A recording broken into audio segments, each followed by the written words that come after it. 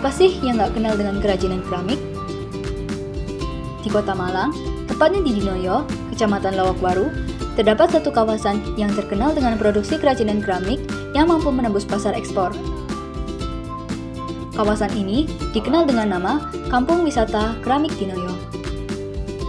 Kampung ini pernah menjadi pusat produksi keramik terbesar, mempekerjakan ratusan pekerja yang setiap harinya melayani pesanan dari berbagai kota. Di sini, proses pembuatan keramik masih dibuat dengan teknik tradisional. Dengan tanah liat sebagai bahan utamanya, bermacam-macam bentuk dapat dibuat.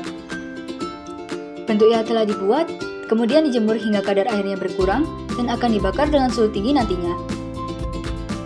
Setelah itu, diberikan glasir atau dicat dengan motif-motif menarik yang cantik. Selain keramik, kampung ini juga memproduksi gipsum. Proses pembuatan gipsum lebih cepat karena tidak perlu melalui proses pembakaran. Sehingga gipsum pun menjadi minat pelanggan karena harganya lebih terjangkau dan tampaknya pun tak kalah indah dibandingkan keramik. Di kesempatan kali ini, kami akan berkeliling Kampung Wisata Keramik Dinoyo untuk memperkenalkan budaya produksi keramik yang turun-temurun ini. Sudah berapa lama Bapak membuat kerajinan keramik di daerah sini? Kalau di Cenderamata Keramik sendiri bikin keramik itu mulai tahun 1998. Kalau awal mula jenengan dalam memulai usaha ini gimana Pak? Ya, awalnya kita menyarukan hobi. Jadi hobi diteruskan kok ini menghasilkan dan bisa menghidupi, akhirnya diteruskan seperti itu. Nah. Yang pertanyaan ketiga, untuk satu kerajinan berukuran kecil-kecil yang kayak gini sama yang teko besar itu kira-kira membutuhkan waktu berapa lama? Kalau karena di kerajinan ya, di industri kita hitungannya bukan per item, hitungannya per tungku. Sebesar tungku itu kalau kita hasilkan itu bisa menghasilkan sekitar 500 sampai 750 piece dalam sekali pembakaran. Gitu. Jadi kalau kita menghitung per piece itu soalnya semakin barangnya semakin banyak, untuk produksi kan harus kita bikin cetakannya lebih banyak lagi. Untuk efektivitas kerja juga dan pesanan bisa cepat terpenuhi. Gitu. Kalau biasanya pelanggan yang datang ke sini lebih tertarik ke kerajinan seperti apa Pak? Akhir-akhir ini kebanyakan mereka custom ya, jadi custom model bentuk. Pak bisa bikinkan seperti ini ya, gitu. Akhirnya kita nego, begitu sudah deal, akhirnya kita bikinkan. Terbukti dari model kita itu ada yang modelnya kayak tabung LPG, ada yang seperti itu, ada yang model mungkin helm, ada yang macam-macam. Yang lalu selanjutnya biasanya bahan-bahan yang digunakan untuk membuat keramik sendiri itu dapat dari mana? Bahan-bahan keramik, kalau bahan keramik itu terdiri dari 4 macam ya.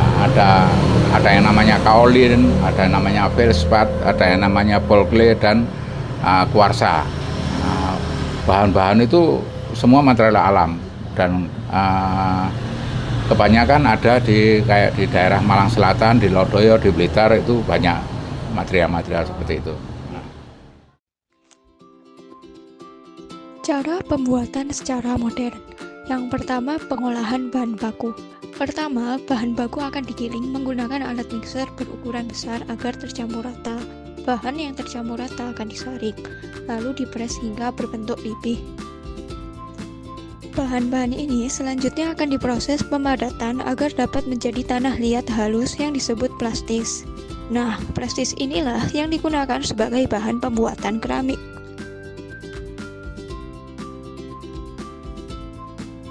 Yang kedua, cetak dan pembentukan. Cara yang paling cepat dan sering digunakan untuk membuat kerajinan keramik Dinoyo adalah teknik cetak tuang, di mana plastis padat yang telah dicairkan akan dituang ke dalam cetakan gipsum yang mudah menyerap air.